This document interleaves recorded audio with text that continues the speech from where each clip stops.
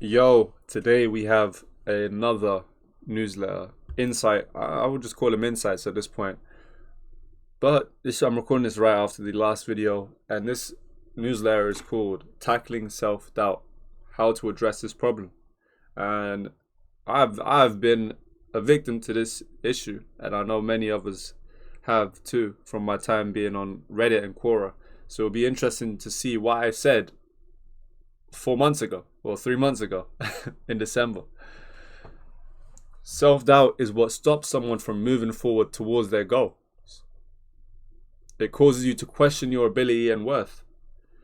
And I would categorize this in the categorization of resistance that Stephen Pressfield mentions in his books. And self doubt is a very, very tough thing to approach if you don't know what it exactly is. We pick up thoughts of self doubt throughout our life, and it can be hard to figure out when and why this even happens. It can be a childhood memory of your father telling you that you're not good enough. It could be that job that you had an interview for, but you never received the job offer. It could even be as simple as forgetting your wallet when leaving the house for a day out with your friends. This is just a set of examples of how self-doubt can creep in to your mindset, and it's not something that requires a big event, but it can be a build-up of small events that causes such a shift in your mentality to start doubting and not believing in your choices and your actions. Self-doubt has many reasons, and I will not focus on why this happens because it can be very personalized, and you will need to look back at your past thinking patterns and experiences to understand the root causes. And exactly that. I don't want to get too involved and invested in personal examples because, like myself, I probably have 1,000 examples, and so do you. And if it's just us, if it's us two, imagine the rest of the rest of the country, your country or her country or his country. You know what I mean? Let's just take, even if there was 10,000 people that had 1,000 stories, that's over a million, right? Have I done the maths right? Yes, it's over a million. So it's better not to get too invested in the personal examples and reasons when addressing everyone in this post. So you have to take that time to reflect and look back at your own life. You know, this is the time for you to really get introspective and insightful on yourself and be honest about what could have the causes have been. What I will talk about though is how you combat self-doubt. I have a 2-step method that works for me, and I would like to share it with you. I do not even know why I writ. I'll be completely. I don't even know what I writ. I don't even know what the 2-step method is. So let's find out. If you want to combat self-doubt, try this method out and personalize it depending on your own situation and see the effects it has. I'm gonna be interested in what on earth did I say? The first step is to change the words and thoughts you direct towards yourself. Great stuff. Very, very true. You must start with how you word things, and that is where you start with things. So I'm gonna repeat that. The first step is to change the words and thoughts that you direct towards yourself. If this is something that you are not used to doing, then you should understand that this happens subconsciously. Your brain picks up your thought patterns and behaviors, and then behind the scenes produces more thoughts based on what you've thought and done in the past. If your thought patterns were negative and involved putting yourself down when you make mistakes and having bad self-talk, then your subconscious mind will register that and continue producing similar thoughts. These become ingrained in you if you leave them to settle in over a long time. So yeah, this is me explaining that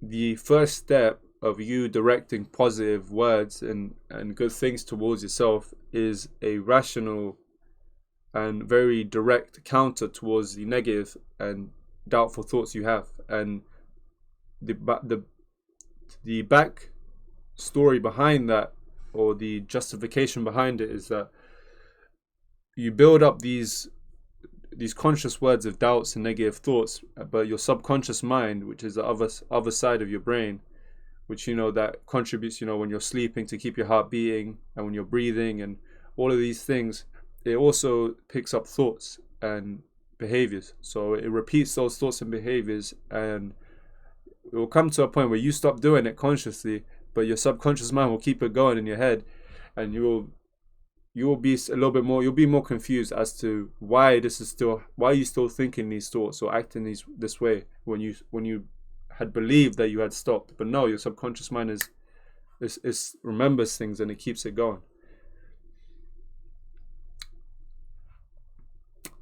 I will read from: these become ingrained in you if you leave them to settle in over a long time. However, this doesn't mean that you can't make changes. The way you can change is consciously by making the choice to use positive self-talk and words/thoughts that encourage growth and development. You create a mindset of focusing on how you can improve from the flaws you make, instead of tearing yourself down because of your past mistakes. If you adopt a growth mindset, you will promote happiness and overall good moods. Yeah, so the same way you consciously began this problem of doubts and negative talks that became subconscious and a habit of yours, you can do the same thing with positive self-talk and a one of confidence. And then once you consciously put that ingraining that into your mind, that becomes something that is subconsciously backing you up as your becoming your support system, and something that becomes your habit. The second step is creating goals that involve your passions and working towards them to build a self-confidence in yourself and your ability. So this is much more of an actionable approach rather than a mentality sort of approach. This is a crucial step, because using positive self-talk without action is not that effective, because you're telling your brain things that are good, but you're not working towards them or taking action. So in a way, you're telling yourself, I am smart, I am capable, I am great, I can achieve great things, etc., etc. But when you're not taking action towards it, your brain will also pick up on that too. And that is something that you should be aware of. And that is why this step 2 is very essential in this 2-part combatant to self-doubt. Your brain registers your thoughts and actions, so you need to adjust both of them. As you're creating goals, it is important that you focus on creating targets that involve pursuing your passion/purpose. If you see targets for things you are not interested in, if you set targets for things you are not interested in, it will be harder to work towards them. So yeah, that is a dilemma that people face, where they set targets that they have no passion or feel their purpose is aligned with, and they put themselves in a position where they start to question themselves of, why do I not want to do this? Why do I feel like I should not do this at all? Well, it doesn't align with anything that you believe in. So of course you will be strayed away from it. And that is where you have to reassess your goals and your purpose and your passion, and try to find a way for all three to align. However, when I say something you are passionate about, I mean something that you enjoy doing and is beneficial to your health, physical and mental, wealth, knowledge, or society. And I have to make this clear. And I've got, some people ask me, why do I make this clear? It's because if I say something you are passionate about, and a guy tells me, look, I want to drug deal, and I want to kill people, I want to steal, I want to do this. No, if you're passionate about that, you need to get checked up for your mental health, because you are a criminal. I'm talking about positive things that benefit you, that benefit the society, in a positive way. I'm not talking about crime. If you're passionate about crime, you need to get checked up and you need to get arrested. So I'm talking about things that are beneficial. Set these targets and work towards them to build your self-confidence. You can split your goals into long-term goals and short-term goals, having the end in mind while focusing on the steps you can take now and get closer Wait, I messed up. Sorry. While focusing on the steps you can take now to get closer to the end.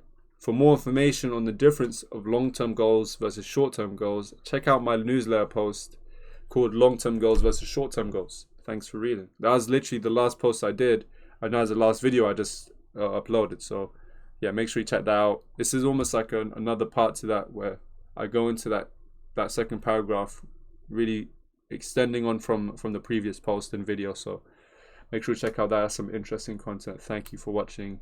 Leave a like, put something in the comment. What was you interested in, and what do you have to say?